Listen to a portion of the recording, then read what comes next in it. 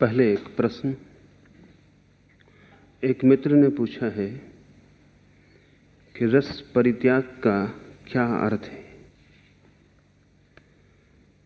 क्या रस परित्याग का यही अर्थ है कि कोई भी इंद्रिय जनित कंपन से ध्यान न जुड़े, फिर तो रस त्यागी को आंख कान वगैरह बंद करके ही चलना उचित होगा। अंधे बहरे गूंगे सर्वश्रेष्ठ त्यागी सिद्ध होंगे। क्या यही महावीर और आपका ख्याल है? रस परित्याग का अर्थ अंधापन बहरापन नहीं है, लेकिन बहुत लोगों ने वैसा अर्थ लिया है। ध्यान को इंद्रियों से तोड़ना तो कठिन, इंद्रियों को तोड़ देना बहुत आसान है। आंख जो देखती है उससे रस को छोड़ना तो कठिन, आंख को फोड़ देना बहुत कठिन नहीं है। किन्हीं ने तो आंखें फोड़ ही ली हैं वस्तुतः, किन्हीं ने धुंधली कर ली हैं। आंख बंद करके चलने से कुछ भी ना होगा, क्योंकि आंख बंद करने की जो वृत्ति पैदा हो रही, वो जिस भय से पैदा हो रही है, वो भय त्याग नहीं है। और मन के नियम बहुत अद्भुत हैं। जिससे हम भयभीत होते हैं उससे हम बहुत गहरे में प्रभावित भी होते हैं। अगर मैं सौंदर्य को देख के आंख बंद कर लूं तो वो भी सौंदर्य से प्रभावित होना है।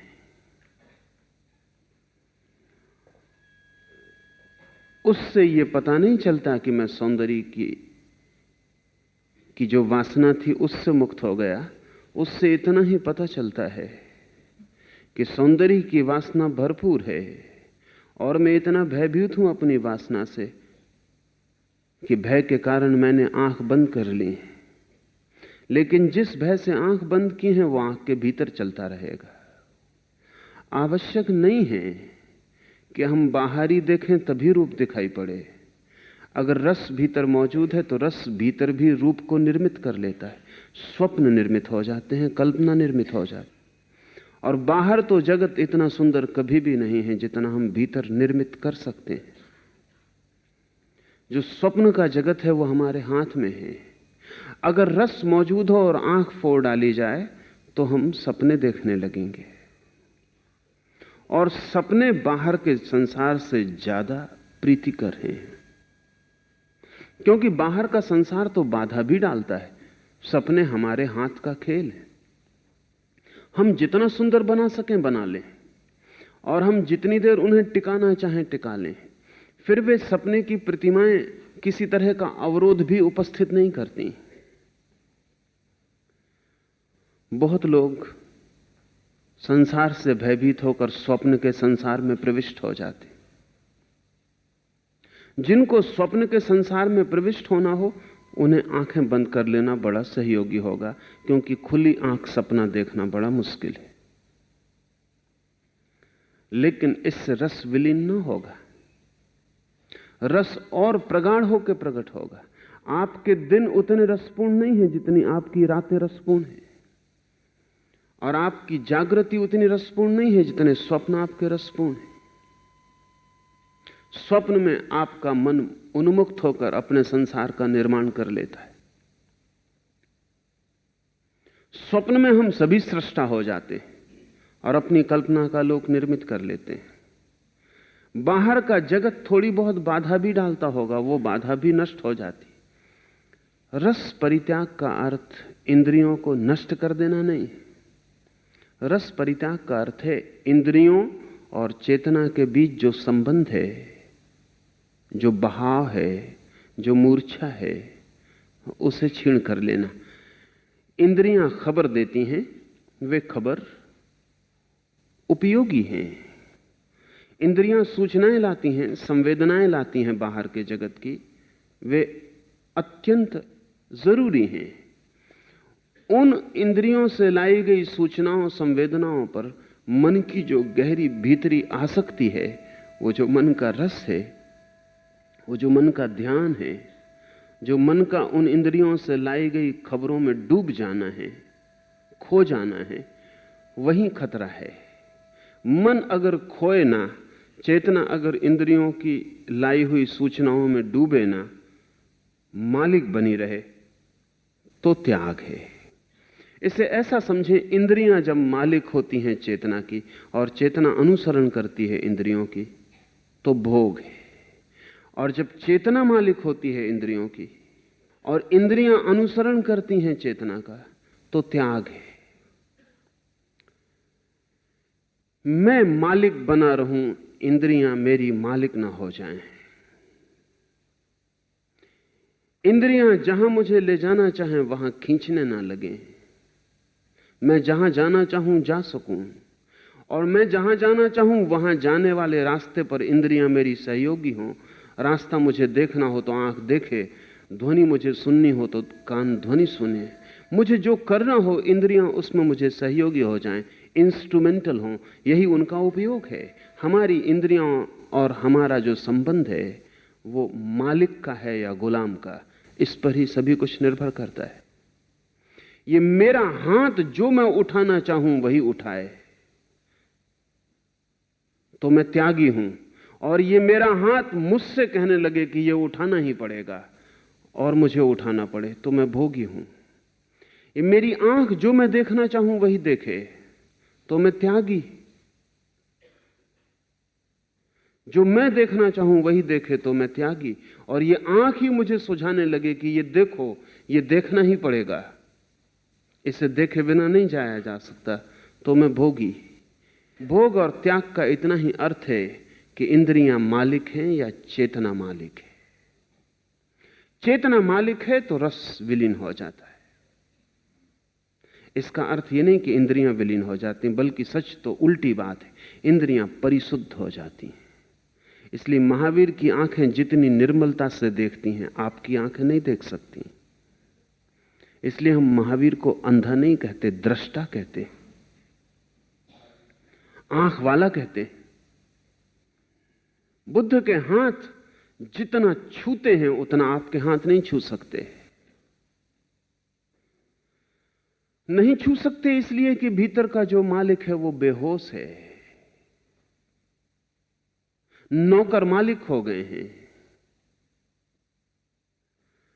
भीतर की जो बेहोशी है वो संवेदना को पूरा गहरा नहीं होने देती, पूरा शुद्ध नहीं होने देती। बुद्ध की आंखें ट्रांसपेरेंट हैं, आपकी आंखों में धुआं है, वो धुआं आपकी गुलामी से पैदा हो रहा है। अगर ठीक से हम समझें तो हम अंधे हैं, आंखें होते हुए भी, क्योंकि भीतर जो देख सकता था आंखों से वो मूर्छित है, सोया हुआ है। बुद्ध या महावीर जागे हुए हैं, अमूर्छित हैं। आंख सिर्फ बीज का काम करती है, मालकियत का नहीं। आंख अपनी तरफ से कुछ भी जोड़ती नहीं, आंख अपनी तरफ से कोई व्याख्या नहीं करती। भीतर जो है वो देखता है। आप अपनी खिड़की पर खड़े होकर बाहर की सड़क देख रहे हैं, खिड़की भी अगर इस देखने में कुछ अनुदान करने लगे तो कठिनाई होगी, फिर आप वो ना देख पाएंगे जो है, वो देखने लगेंगे जो खिड़की दिखाना चाहती है। लेकिन खिड़की कोई बाधा नहीं डालती, खिड़की सिर्फ राह है जहां से आप बाहर झांकते हैं। आंख भी बुद्ध महावीर के लिए सिर्फ एक मार्ग है जहां से वे बाहर झांकते हैं। ये आंख सुझाती नहीं क्या देखो, ये आंख कहती नहीं ऐसा देखो, ये आंख कहती नहीं ऐसा मत देखो, ये आंख सिर्फ शुद्ध मार्ग है। तो महावीर जितनी निर्दोषता से देखते हैं हम नहीं देख पाते। महावीर अगर आपका हाथ हाथ में लें तो वे आपको ही छू लेंगे। जब हम एक दूसरे का हाथ लेते हैं तो सिर्फ हड्डी मांस ही स्पर्श हो पाता है। छू लेंगे आपको ही, क्योंकि बीच में कोई वासना का वेग नहीं है, कोई वासना का बुखार नहीं है, सब शांत है। हाथ सिर्फ छूने का ही काम करता है। इस हाथ की अपने तरफ से कोई आकांक्षा, कोई वासना नहीं है। तो महावीर इस हाथ के द्वारा आपके भीतर तक को स्पर्श कर लेंगे। इंद्रियां महावीर और बुद्ध की अत्यंत निर्मल हो गई हैं। वे शुद्ध हो गई हैं, वे उतना ही काम करती हैं जितना करना जरूरी है। अपनी तरफ से वे कुछ भी जोड़ती नहीं। हमारी सारी इंद्रियां विक्षिप्त हैं और विक्षिप्त होंगी, क्योंकि जब मालिक मूर्छित है तो नौकर सम्यक नहीं हो सकते। जब एक रथ का सारथी सो गया हो तो घोड़े कहीं भी दौड़ने लगे, ये स्वाभाविक है। और उन सारे घोड़ों के बीच कोई तालमेल न रह जाए, ये भी स्वाभाविक है। हमारी इंद्रियों के बीच कोई तालमेल भी नहीं है। भोगी की सभी इंद्रियां उसे विपरीत दिशाओं में खींचती रहती। आंख कुछ देखना चाहती, कान कुछ सुनना चाहता है, हाथ कुछ और छूना चाहते हैं। इन सब के बीच विरोध है। इस विरोध से बड़ा कंट्राडिक्शन जीवन में बड़ी विसंगता पैदा होती है। जैसे आप एक स्त्री के प्रेम में पड़ गए हैं, एक पुरुष के प्रेम में पड़ गए हैं।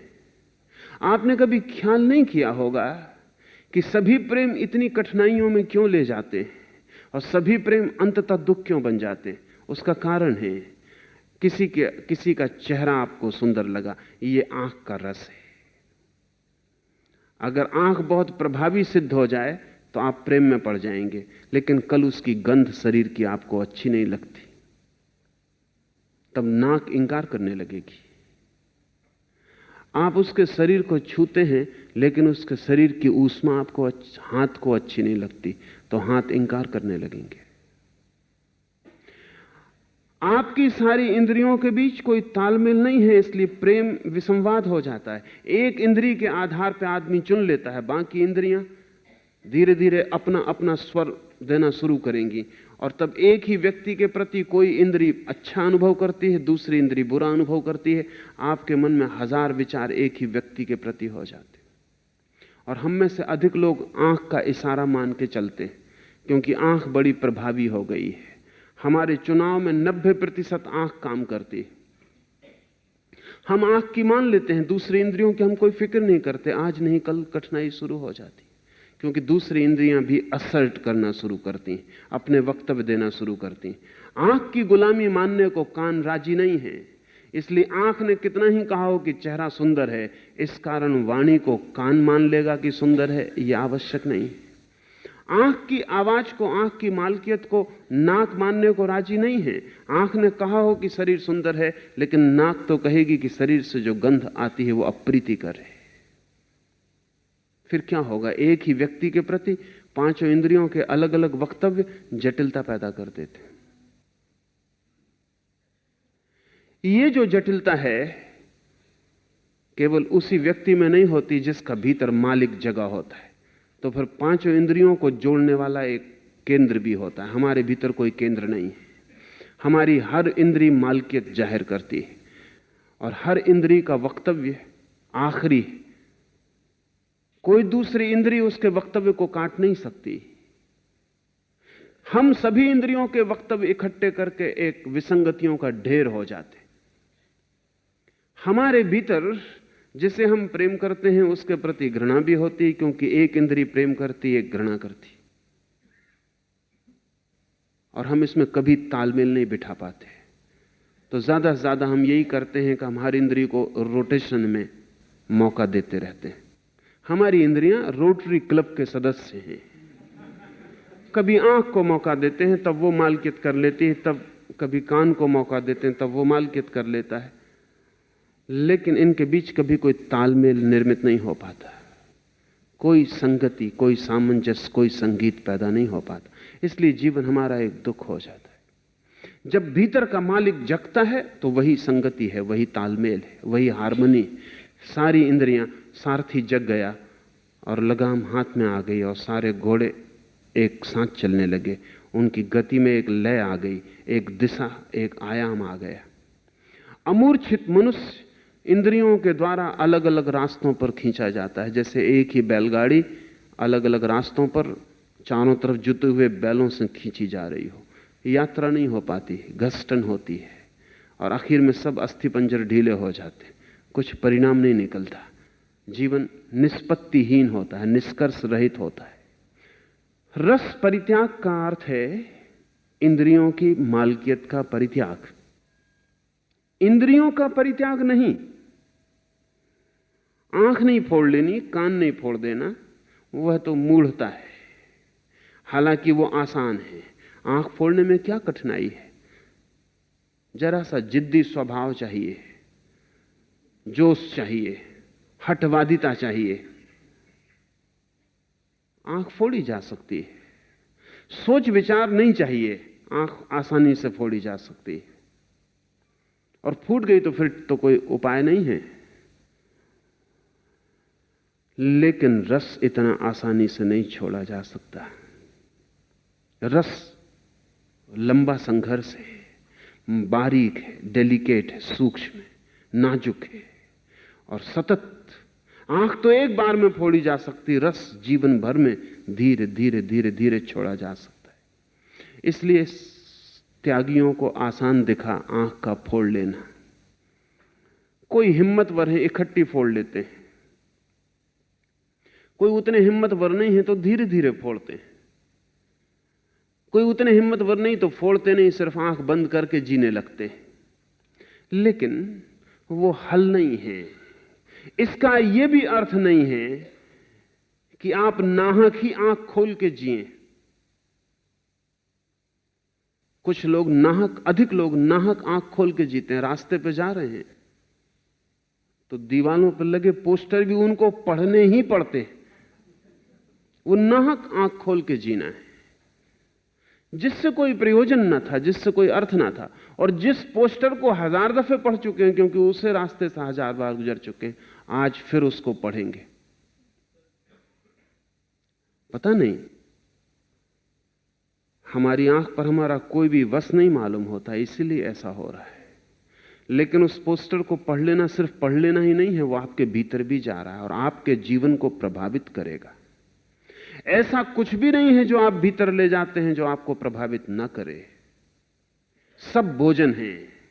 चाहे आप आंख से पोस्टर पढ़ रहे हो, वो भी भोजन है, वो भी आपके भीतर जा रहा है। शंकर ने इन सबको ही आहार कहा है।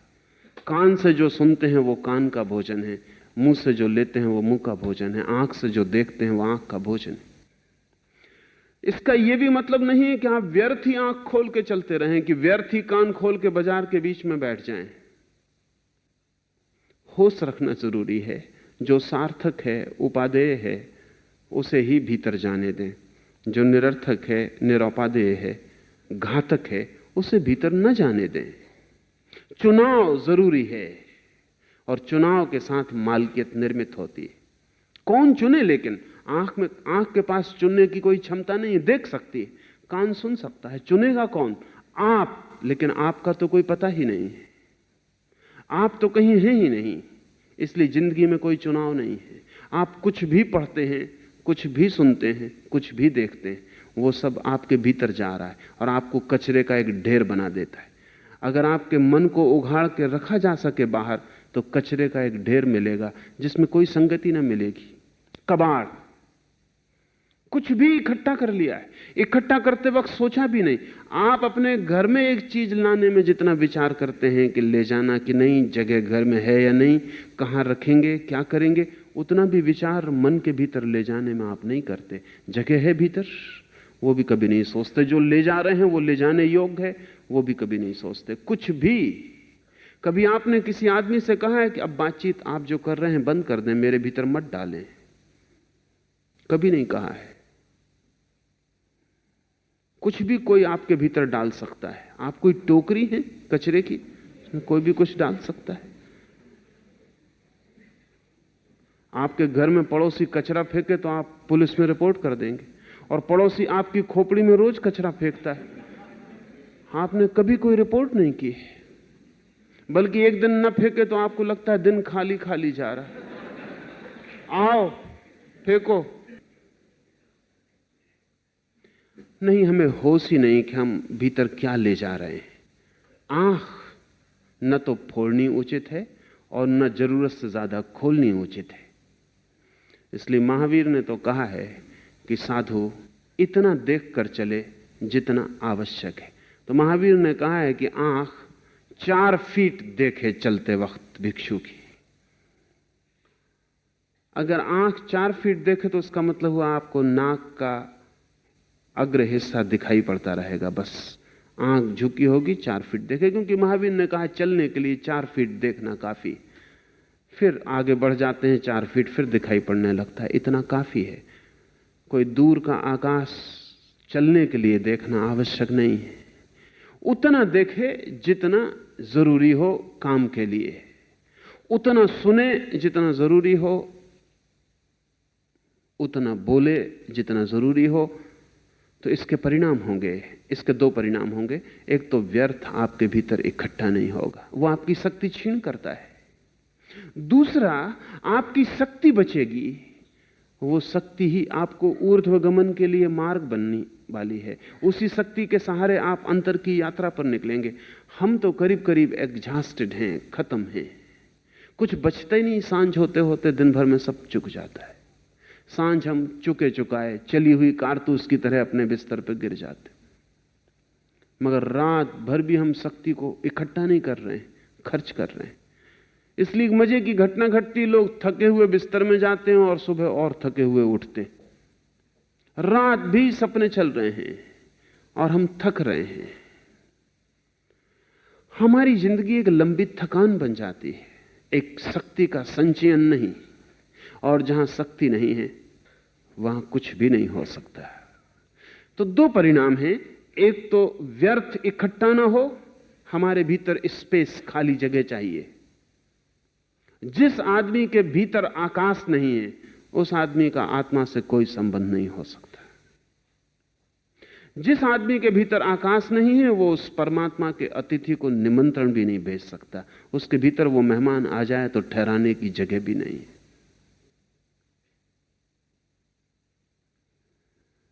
भीतरी आकाश, इनर स्पेस, धर्म की अनिवार्य खोज। हम जिसे बुला रहे, जिसे पुकार रहे, जिसे खोज रहे, उसके लायक हमारे भीतर जगह होनी चाहिए, स्थान होना चाहिए। वो रिक्तता बिल्कुल नहीं है। आप भरे हुए, ठसाठस भरे हुए। परमात्मा की भी सामर्थ्य नहीं। लोग कहते हैं कि सर्वशक्तिमान है, मगर आपके भीतर घुसने की उसकी भी सामर्थ्य नहीं, जगह ही नहीं है वहां। और शायद इसीलिए आप भी अपने भीतर नहीं जा पाते, बाहर घूमते रहते हैं। वहां जगह तो चाहिए। और वहां आपने क्या भर रखा है, ये कभी आपने सोचा? कभी 10 मिनट बैठ जाएं और एक कागज पर जो आपके मन के भीतर चलता हो उसको लिख डालें, तब आपको पता चलेगा आपने क्या भीतर भर रखा है। कहीं कोई फिल्म की कड़ी आ जाएगी, कहीं पड़ोसी के कुत्ते का भौंकना आ जाएगा, कहीं रास्ते पे सुनी हुई कोई बात आ जाएगी। पता नहीं क्या क्या कचरा वहां सब इकट्ठा है, और इस पर शक्ति वह हो रही। चाहे आप फिल्म की एक कड़ी दोहराते हो और चाहे आप प्रभु का स्मरण करते हो, एक शब्द का भी भीतर उच्चारण शक्ति का ह्रास है। फिर उसका क्या उपयोग कर रहे हैं यह आप पर निर्भर है। अगर व्यर्थ ही खोते चले जा रहे हैं तो आखिर में जीवन के अगर आप पाएं कि आप सिर्फ खो गए, कुछ पाया नहीं, तो इसमें आश्चर्य नहीं है। हमारी मृत्यु अक्सर हमें उस जगह पहुंचा देती है जहां अवसर था, शक्ति थी, लेकिन हम उसे फेंकते रहे, कुछ सृजन नहीं हो पाया। हमारी मृत्यु एक लंबे विध्वंस का अंत होती है, एक लंबे आत्मघात का अंत, एक सृजनात्मक, एक क्रिएटिव घटना नहीं। महावीर का सारी उत्सुकता इसमें है कि भीतर एक सृजन हो जाए, वो सृजन ही आत्मा है। इस सूत्र को हम समझें।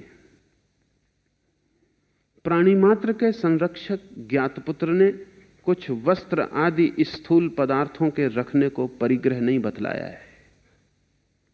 महावीर ने नहीं कहा है कि आपके पास कुछ चीजें हैं तो आप परिग्रही हैं। महावीर ने यह भी नहीं कहा है कि आप सब चीजें छोड़ के खड़े हो गए तो आप अपरिग्रही हो गए, कि आपने सब वस्तुओं का त्याग कर दिया। वस्तुएं हैं इससे कोई ग्रस्त नहीं होता, और वस्तुएं नहीं हैं इससे कोई साधु नहीं होता। लेकिन अधिक साधु यही करते रहते हैं। कितनी कम वस्तुएं हैं इससे सोचते हैं कि साधुता हो गई।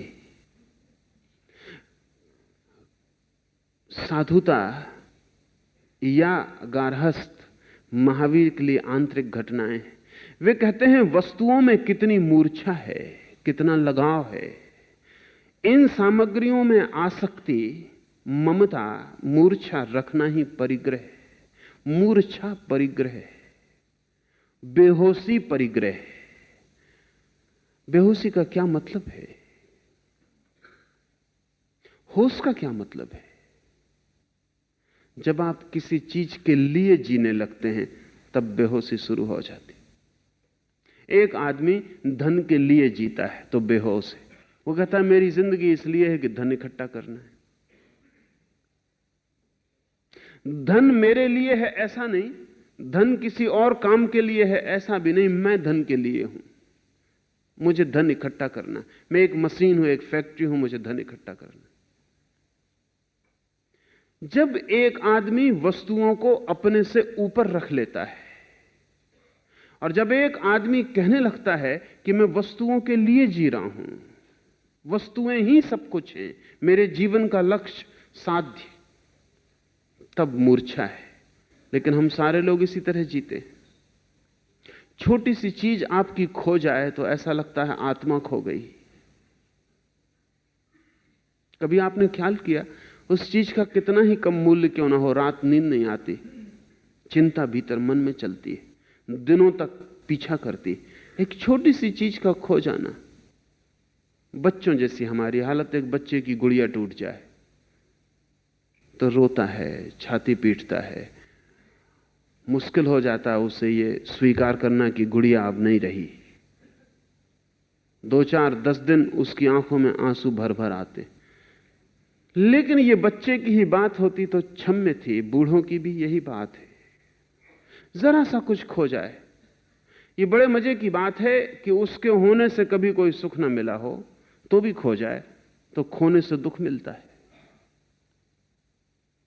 आपके पास कोई चीज है, जब तक थी तब तक आपको उससे कोई सुख नहीं मिला। आपकी तिजोरी में एक सोने की ईंट रखी है, उससे आपको कोई सुख नहीं मिला। ऐसा कभी नहीं हुआ कि उसकी वजह से आप नाचे हों, आनंदित हुए हों, ऐसा कभी नहीं हुआ। लेकिन आज ईंट चोरी चली गई, छाती पीट के रो रहे हैं। जिस ईंट से कभी कोई खुशी नहीं मिली उसके लिए रोने का क्या अर्थ है? और जो ईंट तिजोरी में ही रखी थी वो सोने की थी कि पत्थर की, इससे क्या फर्क पड़ता है? कोई फर्क नहीं पड़ता। छाती पे वजन ही रखना है तो सोने का रख लो कि पत्थर का रख लो। महावीर का अर्थ है मूर्छा से वस्तुएं हमसे ज्यादा मूल्यवान हो जाएं तो मूर्छा है।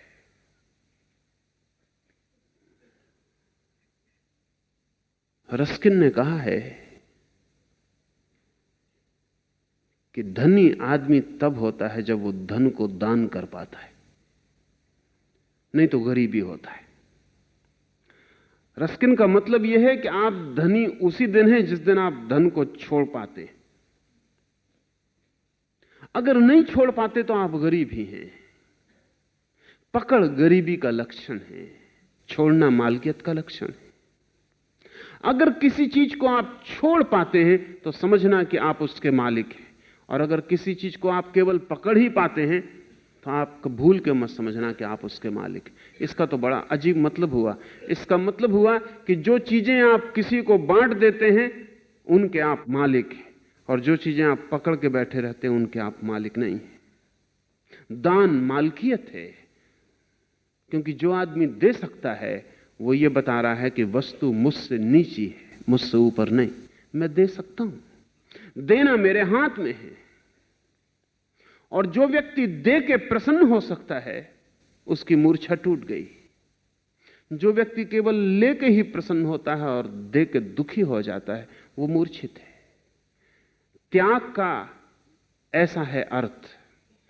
त्याग का अर्थ है दान की अनंत क्षमता, देने की क्षमता। जितना बड़ा हम दे पाते हैं, जितना ज्यादा हम दे पाते हैं, उतने ही हम मालिक होते चले जाते। इसलिए महावीर ने सब दे दिया। महावीर ने कुछ भी नहीं बचाया। जो भी उनके पास था सब देकर वो नग्न होकर चले गए। इस सब देने में सिर्फ एक आंतरिक मालकियत की उद्घोषणा है। इस देने को याद भी नहीं रखा। कि मैंने कितना दे दिया। अगर याद भी रखे कोई तो उसका मतलब हुआ कि वस्तुओं की पकड़ जारी है। अगर कोई कहे कि मैंने इतना दान कर दिया, इसे दोहराए। एक मित्र मेरे पास आए थे, उन्होंने कहा कि पर्चा भी छपाए हुए हैं वो कि 1,00,000 रुपया उन्होंने दान किया हुआ। उन्होंने मुझे कहा कि मैं अब तक 1,00,000 रुपया दान कर चुका हूं। नहीं, उनकी पत्नी ने मुझे कहा कि मेरे पति 1,00,000 रुपया दान कर चुके हैं। उन्होंने पत्नी की तरफ बड़ी हैरानी से देखा और कहा कि पर्चा पुराना है, अब तो 1,10,000।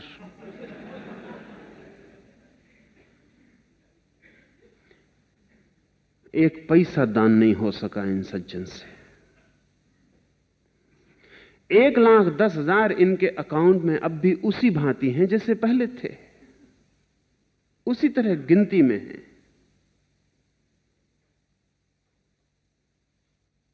ये भला कह रहे हो कि दान कर दिया है, दान हो नहीं पाया, क्योंकि जो दान याद रह जाए वो दान नहीं है। सुना है मैंने मुल्ला नसरुद्दीन के घर कोई मेहमान आया हुआ है, बहुत दिन का पुराना मित्र है, और मुल्ला उसे खिलाए चले जा रहे हैं। कोई बहुत बढ़िया मिठाई बनाई है, बार बार आग्रह कर रहे हैं। तो उस मित्र ने कहा कि बस अब रहने दें, 3 बार तो मैं ले ही चुका हूं। मुल्ला ने कहा कि छोड़ो भी, ले तो तुम 6 बार चुके हो, लेकिन गिन कौन रहा है, फिक्र छोड़ो। ले तुम 6 बार चुके हो, लेकिन गिन कौन रहा है। आदमी का मन ऐसा है, गिन भी रहा है और सोचता है गिन कौन रहा है। त्याग अक्सर ऐसे ही चलता है। आदमी कहता है छोड़ दिया, और दूसरी तरफ से पकड़ लेता है, गिनती किए चला जाता है। फिर भी सोचता है गिन कौन रहा है। पैसा तो मिट्टी है, लेकिन 1,10,000 मैंने दान कर दिया। मिट्टी के दान को कोई याद रखता है? दान तो हम तभी याद रखते हैं जब सोने का होता है, लेकिन अगर मिट्टी ही है तो फिर याददाश्त की कोई जरूरत नहीं। दान की कोई स्मृति नहीं होती, सिर्फ चोरी की स्मृति होती है। चोरी को याद रखना पड़ता है, और अगर दान भी याद रहे तो चोरी के ही समान हो जाता है। अर्थ क्या है? अर्थ इतना है कि हम इस भांति सम्मोहित हो सकते हैं वस्तुओं से, हिप्नोटाइज हो सकते हैं कि हमारी आत्मा वस्तुओं में प्रवेश कर जाए। एक कार सरसराती रास्ते से गुजर जाती, कार तो गुजर जाती है, हवा के झोंके के साथ आपकी आत्मा भी कार के साथ बह जाती। वो छवि आंख में रह जाती, वो सपनों में प्रवेश कर जाती। मन में एक ही बात घूमने लगती है, उस रंग की वैसी गाड़ी पकड़ लेती। इसे अगर हम विज्ञान की भाषा में समझें तो ये हिप्नोटिज्म है, ये सम्मोहन है। आप उस कार के रंग से, रूप से, आकृति से सम्मोहित हो गए। अब आपके चित्त में एक प्रतिमा बन गई है, वो प्रतिमा जब तक न मिल जाए आप दुखी होंगे। हम वस्तुओं से सम्मोहित होते हैं, व्यक्तियों से ही होते हो तो भी ठीक, हम वस्तुओं से भी सम्मोहित होते हैं। देख लेते हैं एक आदमी का कमीज रंग पकड़ लेता, रूप पकड़ लेता, आपकी आत्मा बह गई आपके बाहर और कमीज से जाके जुड़ गई। अपने से बाहर बह जाना और किसी से जुड़ जाना, और फिर ऐसा अनुभव करना कि उसके मिले बिना सुख न होगा, यह सम्मोहन का लक्षण है। जहां जहां हम सम्मोहित होते हैं वहां वहां लगता है इसके बिना अब सुख न होगा। जब भी आपको लगे कि इसके बिना सुख ना होगा, तब आप समझ लेना कि आप हिप्नोटाइज्ड हो गए, आप सम्मोहित हो गए। सम्मोहन करने के लिए कोई आपकी आंखों में झांक के घंटे भर तक देखना आवश्यक नहीं है। सम्मोहित करने के लिए आपको किसी टेबल पर लिटा के किसी मैक्सकोली को या किसी को आपको बेहोश करना आवश्यक नहीं। आप 24 घंटे सम्मोहित हो रहे हैं, और चारों तरफ उपाय किए गए हैं आपको सम्मोहित करने के, क्योंकि सारा व्यवसाय जीवन का सम्मोहन पर खड़ा है। ख्याल में नहीं है, सारी एडवर्टाइजमेंट की कला सम्मोहन पर खड़ी है, वो आपको सम्मोहित कर रही है। रोज रेडियो आपसे कह रहा है कि यही सिगरेट, यही साबुन, यही टूथपेस्ट श्रेष्ठतम है। बस इसको कहे चला जा रहा है।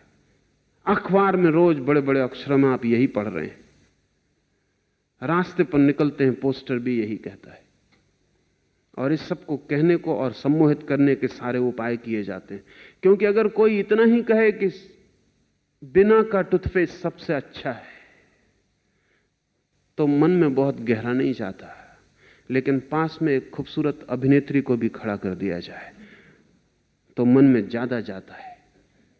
अब बिना का अभिनेत्री का सहारा लेके मन की गहराइयों में चला जाएगा।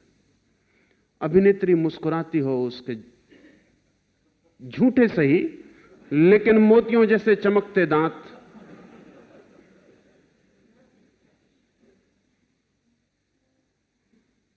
पकड़ लेते हैं मन को। बिना का गौण हो जाता है, अभिनेत्री प्रमुख हो जाती। अभिनेत्री का सहज सम्मोहन है, क्योंकि सेक्स का सहज सम्मोहन है, वासना, काम वासना का सहज सम्मोहन है। इसलिए आज दुनिया में कोई भी चीज बेचनी हो तो बिना स्त्री के सहारे के बेचना मुश्किल है, या बिना पुरुष के सहारे के बेचना मुश्किल है। पहले उसे सम्मोहित करने के लिए काम आविष्ट करना जरूरी है। अगर अभिनेत्री नग्न खड़ी हो तो आपको पता नहीं होगा। अब वैज्ञानिक कहते हैं कि आपकी आंखों की जो पुतली है वो तत्काल बड़ी हो जाती है जब नग्न स्त्री को आप देखते हैं। और आप कुछ भी करें वो नॉन वॉलंटरी है, आपके हाथ में नहीं है मामला। आप कितने ही संयम साधें और कुछ भी करें, आप आंख की पुतली को बड़ा होने से नहीं रोक सकते। जब आप नग्न चित्र देखते हैं आंख की पुतली तत्काल बड़ी हो जाती। क्यों? क्योंकि आपके भीतर की आसक्ति पूरी तरह देखना चाहती, तो आंख का जो लेंस है बड़ा हो जाए ताकि पूरा चित्र भीतर चला जाए। और जब आंख की पुतली बड़ी हो जाती, वही मैक्स कोली आपकी आंख में 5 मिनट देख के करता है, वो एक नग्न स्त्री बिना आपकी तरफ देखे कर देती है। आंख की पुतली बड़ी हो जाती, चित्र तत्काल भीतर चला जाता है, जैसे कैमरे के लेंस से चित्र भीतर चला जाता है। उस स्त्री के साथ बिना का टूथपेस्ट भी भीतर चला जाता है। ये कंडीशनिंग हो जाती। अगर रोज रोज ये होता रहे तो जब भी आप सुंदर स्त्री के संबंध में सोचेंगे, आपके भीतर बिना का भी आवाज लगाएगा। और एक दिन आप जब दुकान पर जाके कहेंगे कि बिना का टूथपेस्ट दे दें, तो आप बिना का टूथपेस्ट नहीं मांग रहे हैं, आप अनजाने अचेतन मन से बिना का के साथ जो स्मृति जुड़ गई है स्त्री की, वो मांग रहे हैं। ये सम्मोहन है। ये सम्मोहन 1000 तरह से चलता है, चारों तरफ चलता है। और ऐसा नहीं कि कोई जान के जब विज्ञापन से आपको सम्मोहित करता है, ये तो अब होश की बात हो गई। विज्ञापन दाता समझ गया है कि आपको कैसे पकड़ना है, मन के पकड़ने के नियम जाहिर हो गए। लेकिन इससे कोई फर्क नहीं पड़ता, नियम जाहिर नहीं थे तब भी आदमी वस्तुओं से सम्मोहित हो रहा था। हम सदा ही वस्तुओं से सम्मोहित होते रहे। इस सम्मोहन का नाम मूर्छा है। मूर्छा का अर्थ है कोई वस्तु इस भांति आपको पकड़ ले कि मन में यह भाव पैदा हो जाए कि इसके बिना अब कोई सुख नहीं मिल सकता। महावीर कहते हैं, जिस आदमी को ऐसा भाव पैदा हो गया उसको दुख मिलेगा। जब तक वस्तु न मिलेगी तब तक लगेगा इसके बिना सुख नहीं मिल सकता, और जब वस्तु मिल जाएगी तो वस्तु के कारण नहीं दिखाई पड़ रहा था कि सुख मिलेगा कि नहीं मिलेगा, यह आपका सम्मोहन था। वस्तु के मिलते ही टूट जाएगा। इसे ठीक से समझ लें। सम्मोहन तभी तक रह सकता है जब तक आपके हाथ में वस्तु ना हो। आपको लगे कि कोहिनूर हीरा मेरे पास हो तो मैं जगत का सबसे सुखी आदमी हो जाऊंगा। लेकिन जब तक आपके हाथ में कोहिनूर हीरा नहीं है तभी तक ये सम्मोहन काम कर सकता है। कोहिनूर हीरा आपके हाथ में आ जाए, सम्मोहन नहीं बचेगा, क्योंकि कोहिनूर हीरा हाथ में आ जाएगा और सुख का कोई पता नहीं चलेगा, तो सम्मोहन तत्काल टूट जाएगा। सम्मोहन टूटेगा तो दुख शुरू हो जाएगा, और जितनी बड़ी अपेक्षा बांधी थी सुख की, उतने ही बड़े गर्त में दुख के गिर जाएंगे। अपेक्षा के अनुकूल दुख होता है। ठीक उसी अनुपात में अगर आपने सोचा था कि कोहिनूर के मिलते ही मोक्ष मिल जाएगा, तो फिर कोहनूर के मिलते ही आपसे बड़ा दुखी आदमी दुनिया में दूसरा नहीं होगा। इसलिए धनी आदमी दुखी हो जाते, गरीब आदमी इतना दुखी नहीं होता। ये जरा अजीब लगेगी मेरी बात, गरीब आदमी कष्ट में होता है, दुख में नहीं होता। अमीर आदमी कष्ट में नहीं होता, दुख में होता है। कष्ट का मतलब है अभाव और दुख का मतलब है भाव। कष्ट हम उस चीज से उठाते हैं जो हमें नहीं मिली है, और जिसमें हमें आशा है कि मिल जाए तो सुख मिलेगा। इसलिए गरीब आदमी हमेशा आशा में होता है, सुख मिलेगा, आज नहीं कल, कल नहीं परसों, इस जन्म में नहीं अगले जन्म में, मगर सुख मिलेगा। ये आशा उसके भीतर एक थिरकन बनी रहती है। कितना ही कष्ट हो, अभाव हो, वो झेल लेता है इस आशा के सहारे। आज है कष्ट, कल होगा सुख, आज को गुजार देना है, कल की आशा उसे खींचे लिए चली जाती। फिर एक दिन यही आदमी अमीर हो जाता है। अमीर का मतलब जो जो इसने सोचा था आशा में, वो सब हाथ में आ जाता है। इस जगत में इससे बड़ी कोई दुर्घटना नहीं है जब आशा आपके हाथ में आ जाती, तब तत्क्षण सब फ्रस्ट्रेशन हो जाता है, सब विषाद हो जाता है। क्योंकि इतनी आशाएं बांधी थीं, इतने लंबे लंबे सपने देखे थे, वे सब तिरोहित हो जाते हैं। हाथ में कोहिनूर आ जाता है, सिर्फ पत्थर का एक टुकड़ा मालूम पड़ता है, सब आशाएं खो गई। अब क्या होगा? अमीर आदमी इस दुख में पड़ जाता है कि अब क्या होगा, अब क्या करना है। कोई आशा नहीं दिखाई पड़ती आगे। धन बड़े विषाद में गिरा देता है, कष्ट में नहीं, दुख में गिरा देता है। इसलिए दुख जो है वो समृद्ध आदमी का लक्षण है, कष्ट जो है वो गरीब आदमी का लक्षण। और कष्ट और दुख भाषा कोश में भला उनका एक ही अर्थ लिखा हो, जीवन के कोश में बिल्कुल विपरीत अर्थ है। और मजा यह है कि कष्ट कभी इतना कष्टपूर्ण नहीं है जितना दुख, क्योंकि दुख आंतरिक हताशा है और कष्ट बाहरी अभाव है, लेकिन भीतर आशा भरी रहती है। आपको पता नहीं है कि आप खोज रहे हैं कि ईश्वर का दर्शन हो जाए, ईश्वर का दर्शन हो जाए किसी दिन, उससे बड़ा दुख फिर आपको कभी ना होगा। अगर आपने सारी आशाएं इसी पर बांध रखी हैं कि ईश्वर का दर्शन हो जाए, समझ लो कि किसी दिन ईश्वर आपसे मजाक कर दे। ऐसा वो कभी करता नहीं।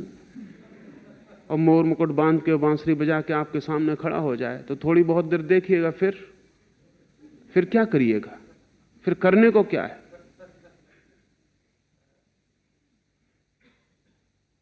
फिर आप उससे कहेंगे कि अब आप तिरोधान हो जाओ, अब आप फिर पहले जैसे अलुप्त हो जाओ ताकि हम खोजें।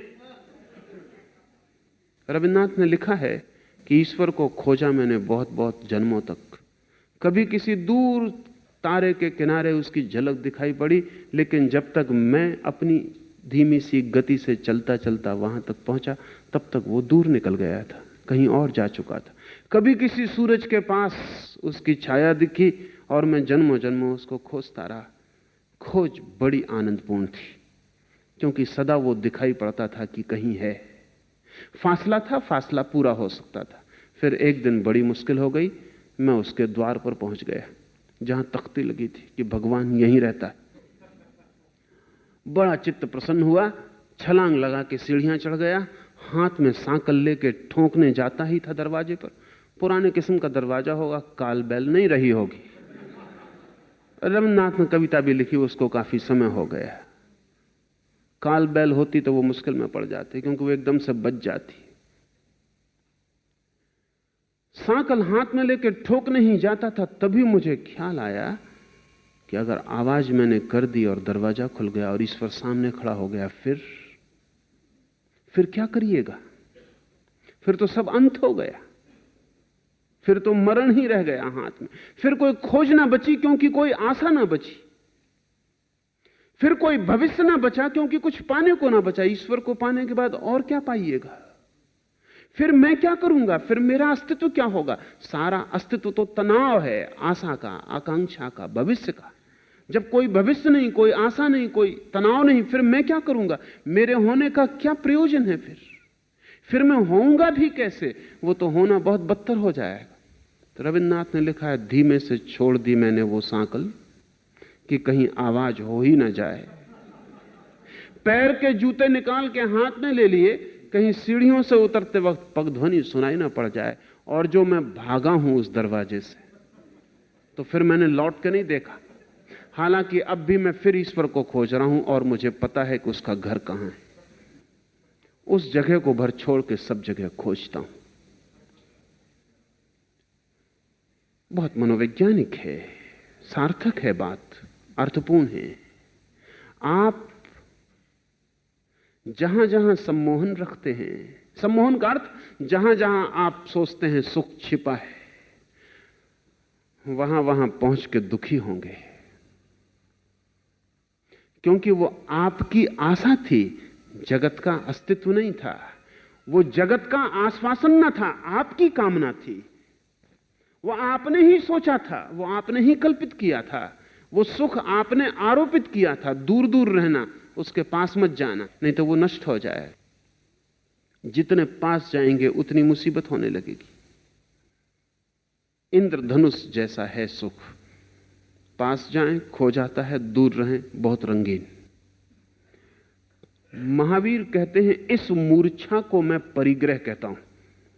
ये जो वस्तुओं में सुख रखने की और खोजने की चेष्टा है, इसे मूर्छा कहता हूं।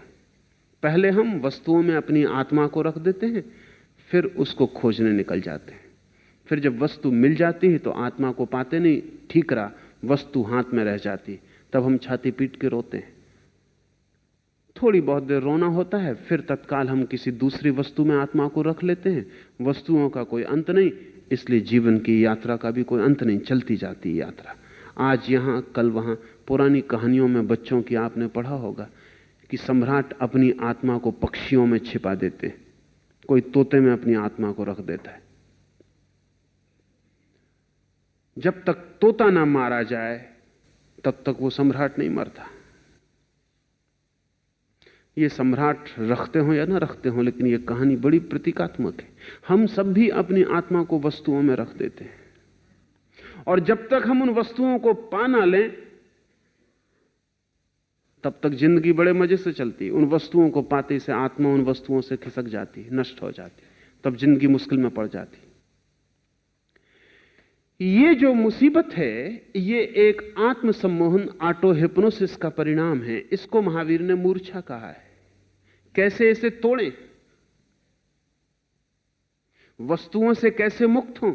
इसका यह मतलब नहीं कि महावीर को प्यास लगेगी तो पानी नहीं पिएंगे, लेकिन महावीर पानी के प्रति मूर्छित नहीं है। वो ऐसा नहीं सोचते कि पानी पीने से प्यास मिट जाएगी। वो जानते हैं कि प्यास तो फिर 2 घड़ी बाद पैदा हो जाएगी। पानी प्यास को थोड़ी देर पोस्टपोन करता है, स्थगित करता है। वो ये नहीं सोचते कि खाना खाने से पेट भर जाएगा। खाना खाने से पेट का जो गैर भरापन है वो थोड़ी देर के लिए सरक जाएगा। इसका यह मतलब नहीं कि वो पेट को खाली रखते या पानी नहीं पीते। वो पानी भी पीते हैं, पेट को जब जरूरत होती भोजन भी देते हैं, लेकिन उनका कोई सम्मोहन नहीं है। कोई पानी स्वर्ग हो जाएगा ऐसा उनका सम्मोहन नहीं है। हम सब ऐसी हालत में हैं जैसे एक आदमी रेगिस्तान में पड़ा हो, प्यासा तड़फ रहा हो। उस वक्त उसको ऐसा लगता है अगर पानी मिल जाए तो सब मिल गया। हमारी हालत ऐसी कि हम सोच रहे हैं अगर पानी मिल जाए तो सब मिल गया। एक मित्र एक राज्य के मिनिस्टर हैं, वो मेरे पास आते थे। वो मुझसे आके बोले कि मुझे सिर्फ नींद आ जाए तो मुझे स्वर्ग मिल गया, और कुछ नहीं चाहिए। मैं आपके पास ना आत्मा जानने आया, ना परमात्मा की खोज के लिए आया। मैं तो सिर्फ एक ही आशा से आया हूं कि मुझे नींद आ जाए, तो मुझे सब मिल गया।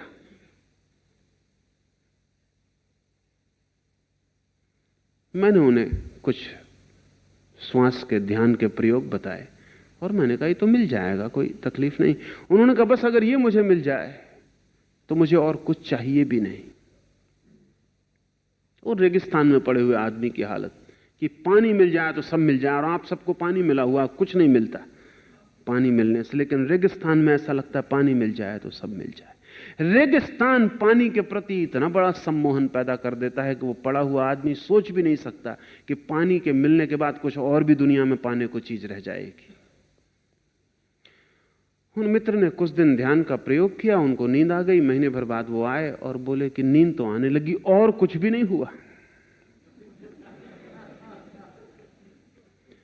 मैंने जब वो पहले आए थे तो टेप कर लिया था जो जो वो कह गए थे। मैंने टेप लगवाया और मैंने कहा सुनिए, आप कहते थे नींद मिल जाए तो सब मिल जाए, नींद मिल जाए तो ना मुझे ईश्वर चाहिए ना आत्मा चाहिए, और अब जब नींद मिल गई तो आप कहते हैं नींद तो मिल गई और कुछ भी नहीं मिला।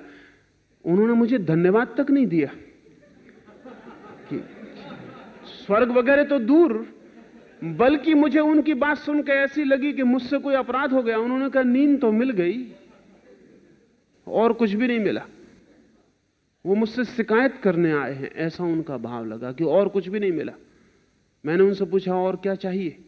जिस दिन वो भी मिल जाएगा आप ऐसे आके कहोगे ईश्वर तो मिल गया और कुछ भी नहीं मिला।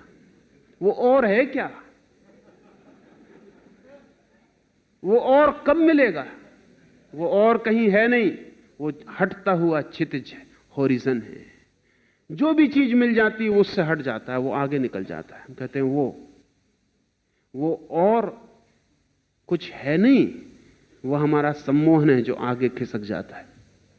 हम वस्तुओं में नहीं जीते, हम उस और के सम्मोहन में जीते। वो मिल जाए तो सब मिल जाएगा। जब वो मिल जाता है तो हमारा और आगे सरक जाता है। आकाश छूता दिखता है जमीन को, उसे हम क्षितिज कहते हैं। कहीं छूता नहीं आकाश जमीन को,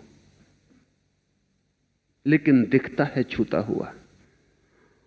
आंख से ही देखने से कुछ सच नहीं होता दुनिया में।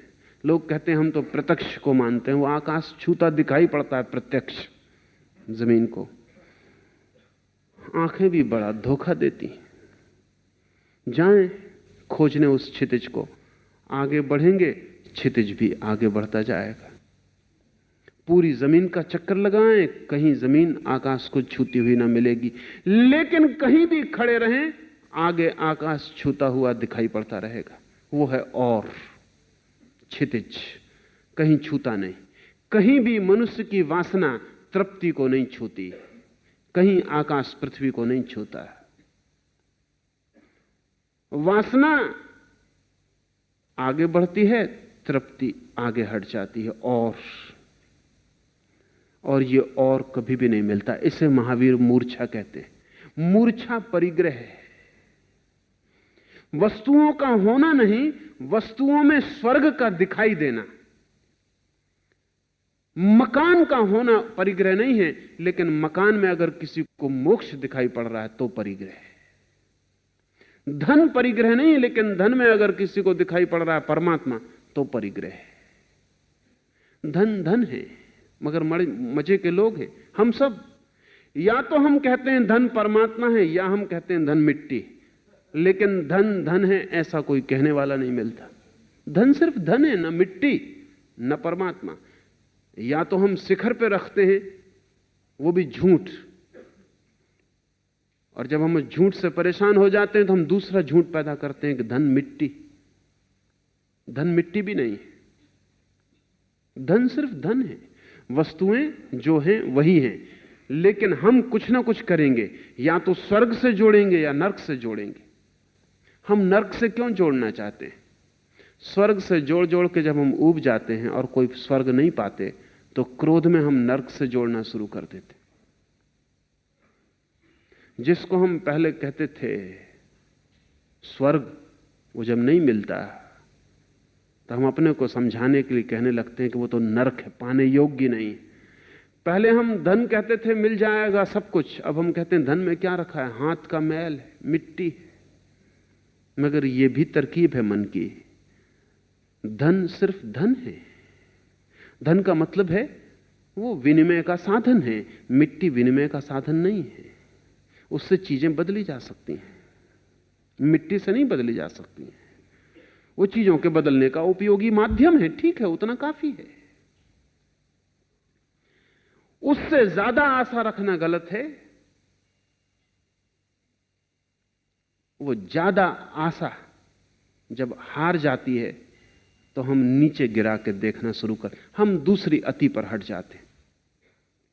एक अति से दूसरी अति पर जाना बहुत आसान है, लेकिन वस्तु के सत्य पर रुक जाना बहुत कठिन है। धन सिर्फ धन है, उपयोगी है, ना उसमें स्वर्ग है ना उसमें नरक है। हां, जो उसमें स्वर्ग देखेगा उसे उसमें नरक मिलेगा, जो उसमें नरक देखने की कोशिश कर रहा है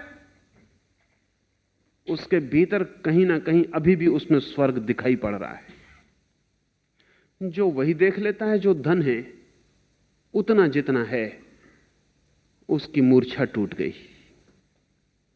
महावीर का अति जोर सम्यक बोध पर है, राइट अंडरस्टैंडिंग पर है। हर चीज को वो जैसी है वैसा ही जान लेना, इंच भर अपने मन को न जोड़ना, इंच भर अपनी आकांक्षाएं आशाओं को स्थापित न करना। जो जितना है जैसा है उतना ही जान लेना, अपने प्रोजेक्शन अपने प्रक्षेप संयुक्त न करना। लेकिन हम नहीं बच सकते। किसी को हम कहेंगे सुंदर है, किसी को हम कहेंगे कुरूप है, किसी को हम कहेंगे मित्र है, किसी को हम कहेंगे शत्रु है। और जब हम ये वक्तव्य देते हैं तब हमने आकांक्षाएं जोड़नी शुरू कर दी। मित्र जब आप किसी को कहते हैं तो क्या मतलब है आपका? आपका मतलब है कि इससे कुछ अपेक्षाएं पूरी हो सकती। मित्र है, मुसीबत में काम पड़ेगा।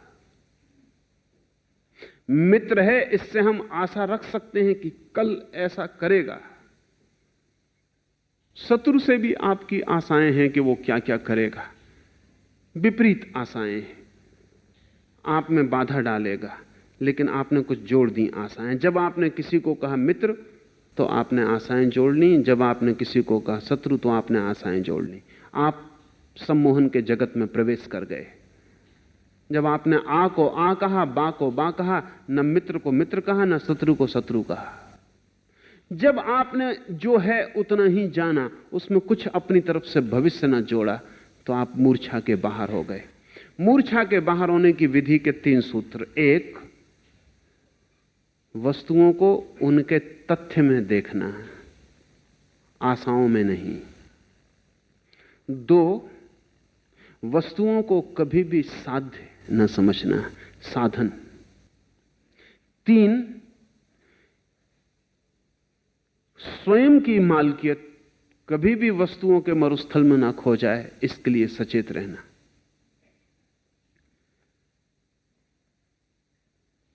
सामग्रियों में आसक्ति, ममता, मूर्छा रखना ही परिग्रह, ऐसा उन महर्षि ने बताया। संग्रह करना यह अंदर रहने वाले लोभ की झलक है। बाहर हम जो भी करते हैं वो भीतर की झलक है। बाहर का हमारा सारा व्यवहार हमारे अंतस का फैलाव है। आप बाहर जो भी करते हैं वो आपके भीतर की खबर देता है। जरा सी भी बात आप बाहर करते हैं वो भीतर की खबर देता है।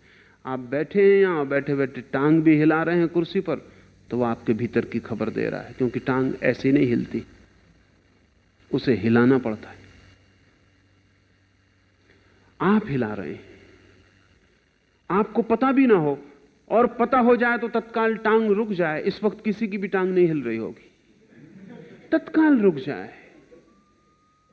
लेकिन हिल रही थी और आपको पता चला तो रुक भी गई। इसका मतलब क्या हुआ? इसका मतलब हुआ कि आपके भीतर बहुत कुछ चल रहा है जिसका आपको पता नहीं, और आपके भीतर बहुत कुछ हो रहा है जो बाहर भी प्रकट हो रहा है लेकिन आपको पता नहीं। इसलिए बड़े मजे की घटना घटती, दूसरों के दोष हमें जल्दी दिखाई पड़ जाते, अपने दोष मुश्किल से दिखाई पड़ते हैं, क्योंकि खुद के दोष अचेतन चलते रहते हैं। ऐसा कोई जान के नहीं करता कि अपने दोष नहीं देखना चाहता, लेकिन खुद के दोष इतने अचेतन हो गए होते हैं, इतने हम आदी हो गए होते हैं कि दिखाई नहीं पड़ते।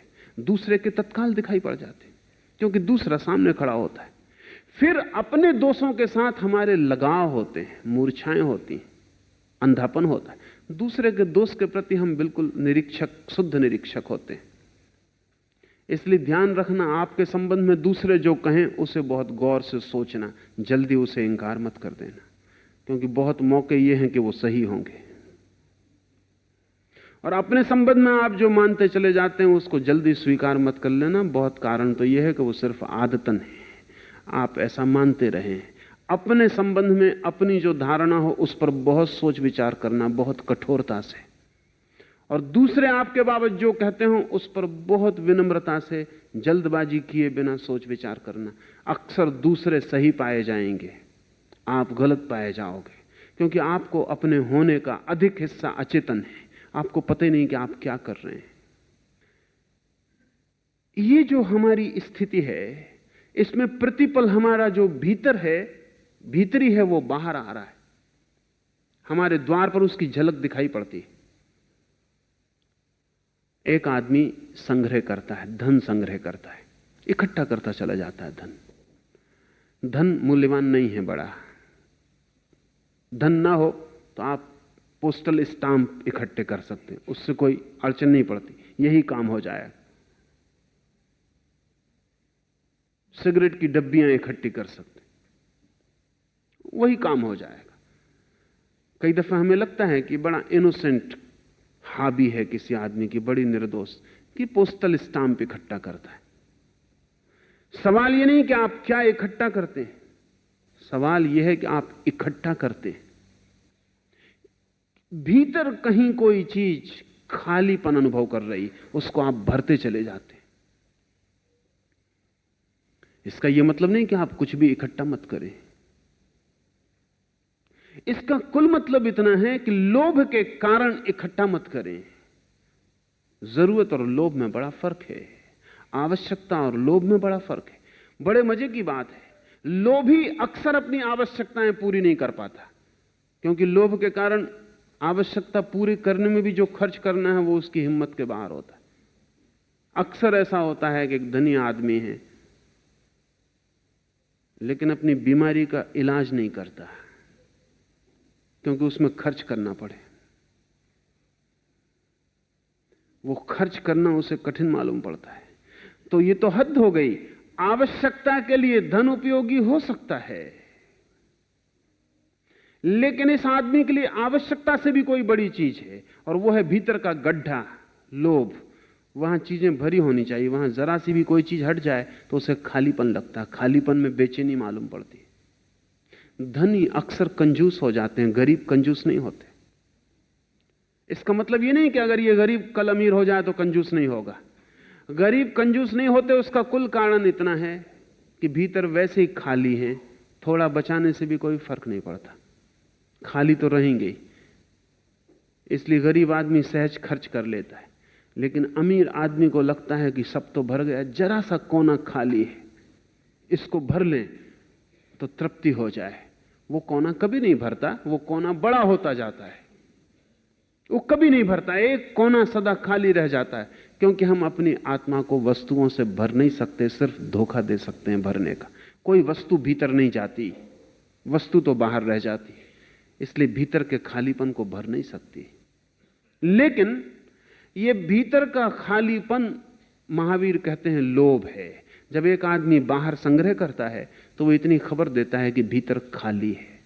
वो खालीपन गड्ढे की तरह पुकारता है, भरो। वो लोभ है। इस लोभ को हम हजार ढंग दे सकते हैं। इस लोभ को कोई आदमी धन से भर सकता है, कोई आदमी ज्ञान से भर सकता है, कोई आदमी त्याग से भर सकता है। बड़ा मुश्किल होगा मामला, क्योंकि हम त्यागी को कभी लोभी नहीं कहते। लेकिन आपने 4 उपवास किए, फिर सोचा कि 8 कर लें तो पुण्य और ज्यादा होगा, तो ये लोभ है।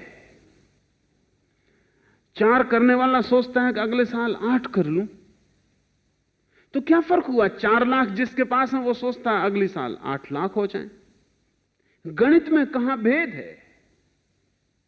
इस वर्ष आपने इतनी तपश्चर्या की, सोचते हैं अगले वर्ष दुगनी कर लें। कहां भेद है?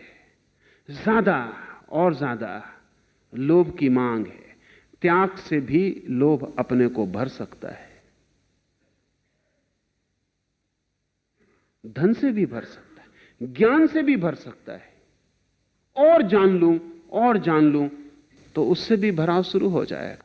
महावीर कहते हैं बाहर का संग्रह अंदर के लोभ की झलक है। संग्रह को छोड़कर भाग जाने से लोभ नहीं मिटेगा। आईने में आपका चेहरा दिखाई पड़ रहा है, कुरूप है तो कुरूप दिखाई पड़ रहा है। एक डंडा उठा के आईना तोड़ दें, झलक नदारत हो जाएगी, लेकिन आप नदारत नहीं हो जाएंगे और आपका कुरूप चेहरा भी नदारत नहीं हो जाएगा। सिर्फ झलक नदारत हो जाएगी। मेरे भीतर लोभ है, मैं धन इकट्ठा कर रहा हूं, धन दर्पण है। समझ में आ गया मुझे कि धन का संग्रह लोभ है, धन छोड़ के मैं भाग गया, दर्पण मैंने तोड़ दिया, मैं वही का वही हूं, झलक टूट गई।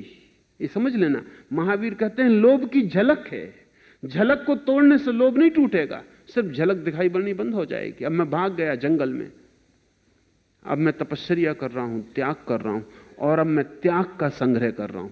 वो आदमी मैं वही हूं, उससे कोई फर्क नहीं पड़ता।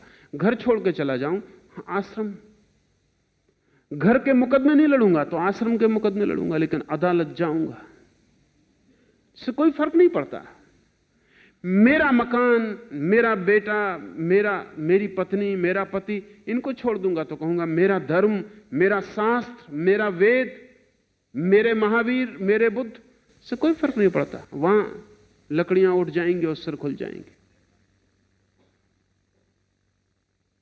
एक मित्र मुझे मिलने आए थे अभी,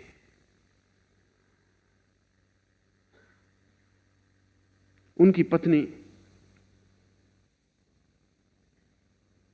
धार्मिक है, जैसे कि धार्मिक लोग होते हैं। तो मुझसे पूछने लगे कि यहां पास में कोई जैन मंदिर हो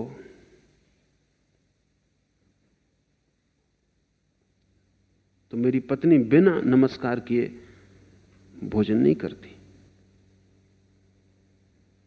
तो मैंने कहा यहां बहुत जैन मंदिर हैं, चले जाएं, जो भी जैन मंदिर मिले नमस्कार करा दें, कोई बड़ी कठिन बात नहीं बंबई में। वो गए, एक मित्र को मैंने साथ कर दिया कि इनको किसी जैन मंदिर पहुंचा दें। उस बेचारे को क्या पता कि जैन मंदिर में भी बड़े फर्क होते हैं। वो थे दिगंबर, वो ले गया श्वेतांबर।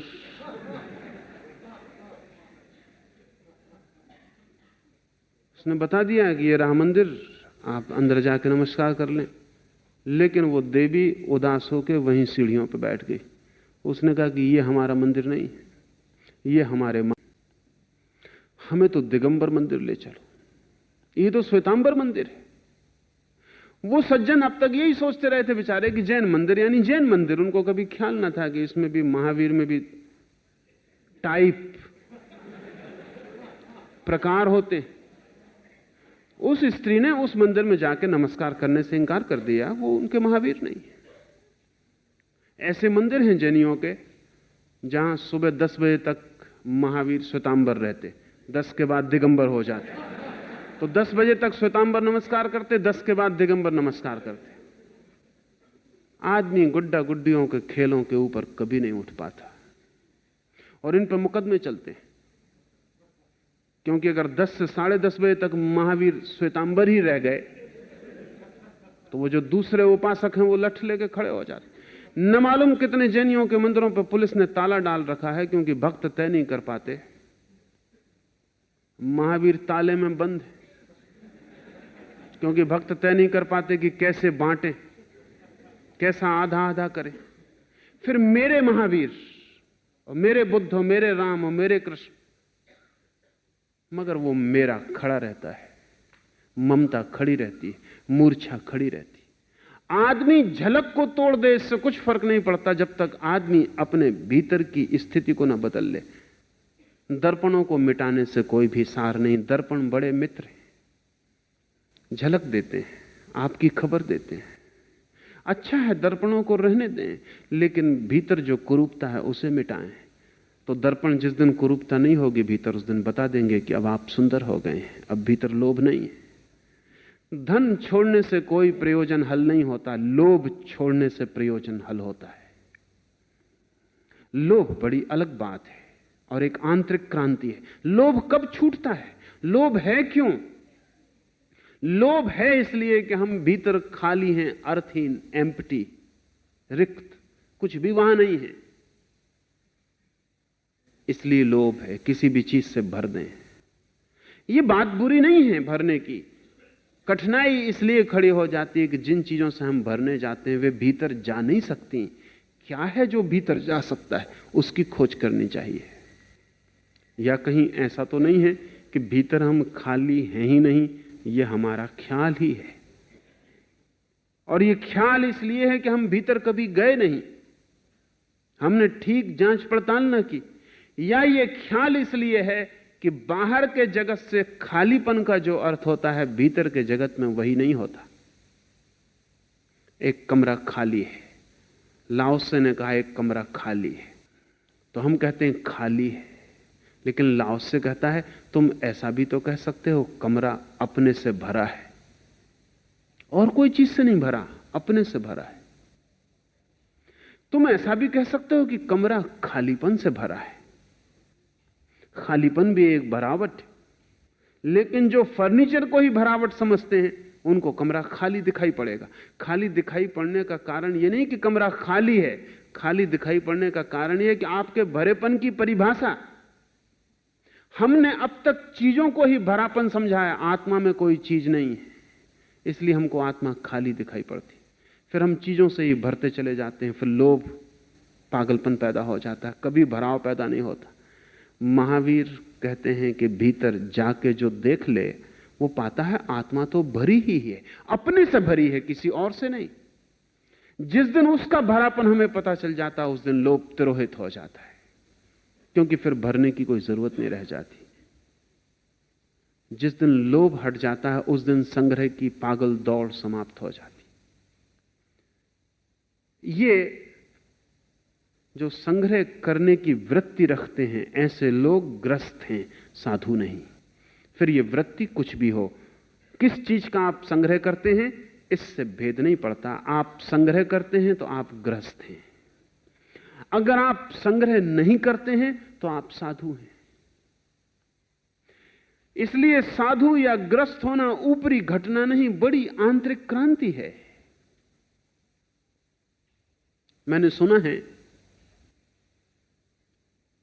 एस्किमो परिवारों में एक रिवाज है। एक फ्रेंच यात्री जब पहली दफा एस्किमो ध्रुवीय देशों में गया तो उसे कुछ पता नहीं था। बहुत गरीब हैं एस्किमो, गरीब से गरीब हैं, लेकिन शायद उनसे संपन्न आदमी पाना भी बहुत मुश्किल। उस फ्रेंच लेखक ने लिखा है कि मैंने उनसे ज्यादा समृद्ध लोग नहीं देखे। पता उसे कैसे चला? जिस घर में भी वो ठहरा, सहज आदत पर, उसे कुछ पता नहीं था कि यहां का रिवाज क्या है, यहां का हिसाब क्या है। किसी एस्किमो से उसने कह दिया कि तुम्हारे जूते तो बहुत खूबसूरत है, उसने तत्काल जूते भेंट कर दिए। उस पर दूसरी जोड़ी नहीं है, बर्फीली जगह है, नंगे पैर चलना जीवन को जोखिम में डालना, लेकिन यह सवाल नहीं है। 2-4 दिन बाद उसे बड़ी हैरानी हुई कि वो जिससे भी कुछ कह दे कि ये चीज बड़ी अच्छी, वो तत्काल भेंट कर देता है। तब उसे पता चला कि एस्किमो मानते हैं कि जो चीज किसी को पसंद आ गई वो उसकी हो गई। उसने पूछा कि इसके मानने का कारण क्या है। तो जिस वृद्ध से उसने पूछा, उस वृद्ध ने कहा इसके 2 कारण हैं। एक तो चीजें किसी की नहीं है, चीजें हैं। दूसरा इसके मानने का कारण है कि जिसके पास है उसके लिए तो अब व्यर्थ हो गई है, जिसके पास नहीं है वो सम्मोहित हो रहा है। अगर उसे न मिले तो उसका सम्मोहन लंबा हो जाएगा, उसे तत्काल दे देनी जरूरी है ताकि उसका सम्मोहन टूट जाए। और तीसरा कारण यह है कि जिस चीज के हम मालिक हैं उसकी मालिकियत का मौका ही तभी आता है जब हम किसी को देते, नहीं तो कोई मौका नहीं आता।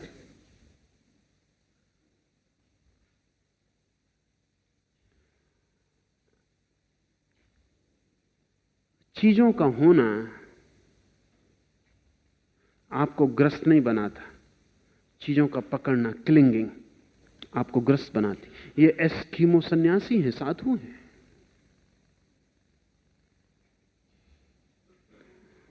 जिसे हम साधु कहते हैं, अगर उसके भीतर हम झांकें तो वहां संग्रह मौजूद रहता है, बना रहता है, तो फिर वो ग्रस्त है।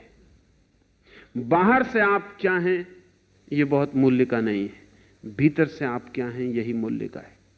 लेकिन भीतर से आप क्या हैं यह आपके अतिरिक्त कौन जानेगा, कैसे जानेगा? इसलिए सदा अपने भीतर पर एक आंख रखनी चाहिए निरीक्षण की, कि मैं भीतर क्या हूं। चीज को पकड़ता हूं, चीज मूल्यवान है बहुत, चीज ना होगी तो मैं मर जाऊंगा, मिट जाऊंगा। मैं चीजों का एक जोड़ हूं तो मैं ग्रस्त हूं। फिर भाग के जंगल में जाने से कुछ भी ना होगा। फिर इस ग्रस्त होने की भीतरी व्यवस्था को तोड़ना पड़ेगा। संन्यास होना एक आंतरिक क्रांति है। यह भीतर घटित हो जाए तो फिर बाहर वस्तुएं हों या ना हो, गौण है। महावीर ने मूर्छा को परिग्रह कहा है, अमूर्छा को संन्यास कहा है। महावीर का सूत्र है, जो सोता है वो असाधु है, सुत्ता अमुनि। जो जागता है वो साधु है, असुत्ता मुनि। जो सोया नहीं है, जागा हुआ है, वो साधु है। भीतरी जागरण साधुता है, भीतरी बेहोशी असाधुता है। आज इतना। कीर्तन में सम्मिलित हों